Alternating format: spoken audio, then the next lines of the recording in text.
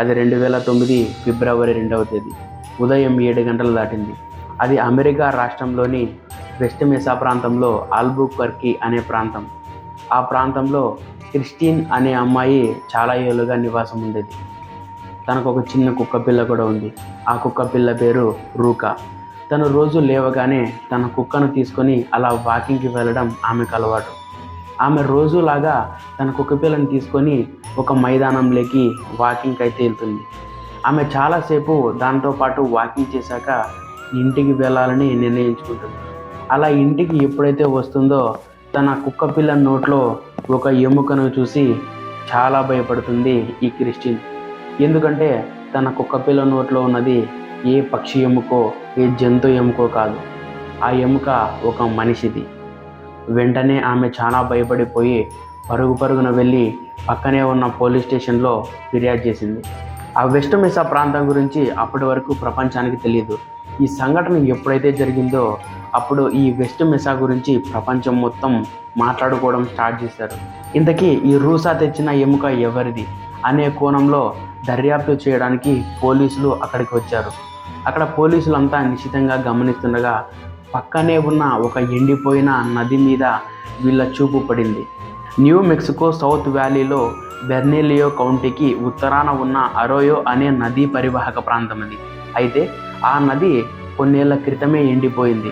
అలాంటి చోట ఎముక దొరకడంతో తవ్వకాలైతే మొదలయ్యాయి.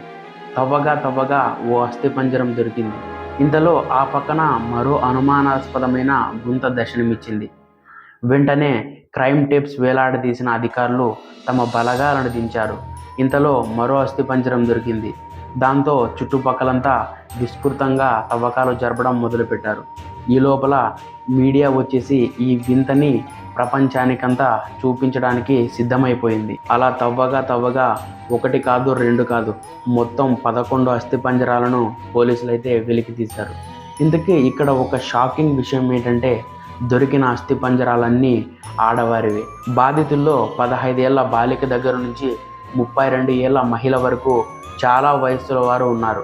ఇంకా బాధాకరమైన విషయం ఏంటంటే మృతులలో 4 నెలల గర్భవతి కూడా ఉంది.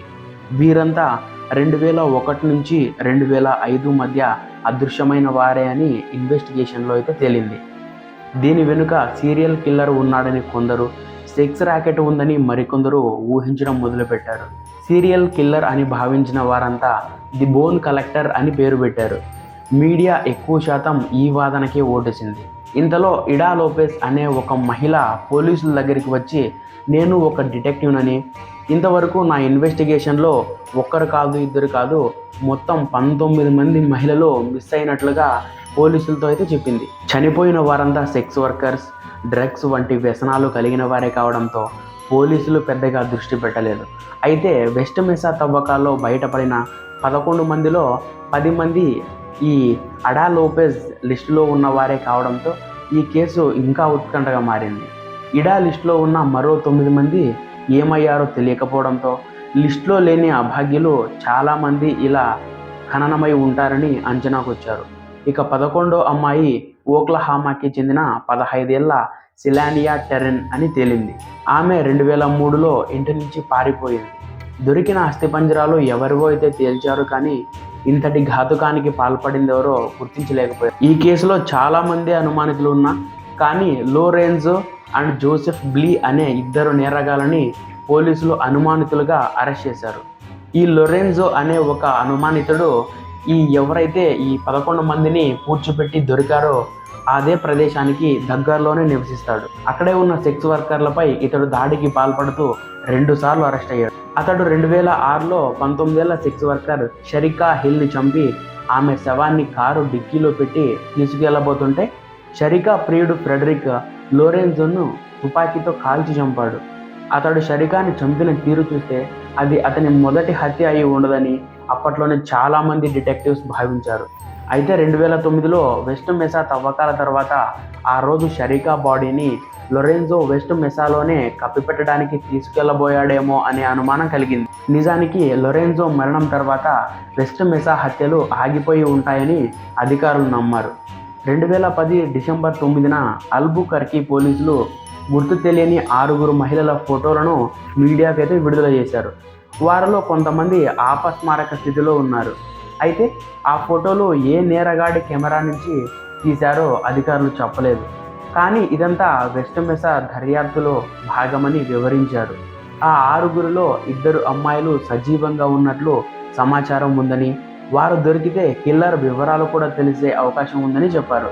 అయితే ఆ 2 అమ్మాయిలు దొరకలేదు. ఆ 6లో ఆ 2 ఎవరో కూడా తెలియలేదు. 2015 నాటికి జోసెఫ్ బ్లీ అనే రేపిస్ట్ కూడా వెస్ట్ మెసా కేసులో అనుమానితుడిగా మారాడు. 1980-82 మధ్యకాలంలో అల్బుకర్కి సమీపంలో ఇళ్లలోకి దూరి 13 నుంచి 15 ఏళ్ల బాలికలపై అత్యాచారాలు చేసి తప్పించుకొని తిరుగుతున్నట్లు బ్లీ 2015లో ఓ సెక్స్ వర్కర్ హత్య కేసులో అరెస్ట్ అయ్యాడు. DNA నమూనాతో నేరం నిరూపితమైంది. గత నేరాలను కూడా కలిపి బ్లీకి 36 ఏళ్ల జైలు శిక్ష పడింది.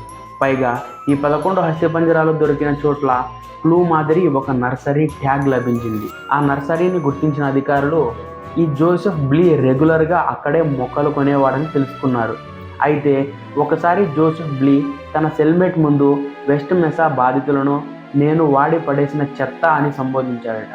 కానీ విచారణలో జోసెఫ్ బ్లీ నోరు విప్పకపోవడంతో కేసు అయితే తేలలేదు. మొత్తానికి ఈ హత్యలన్నీ ఒక్కడే చేశాడా, లేక ఈ ఉదంతం వెనుక ఏదైనా మాఫియా ఉందా అనేది ఇప్పటికీ మిస్టరీనే.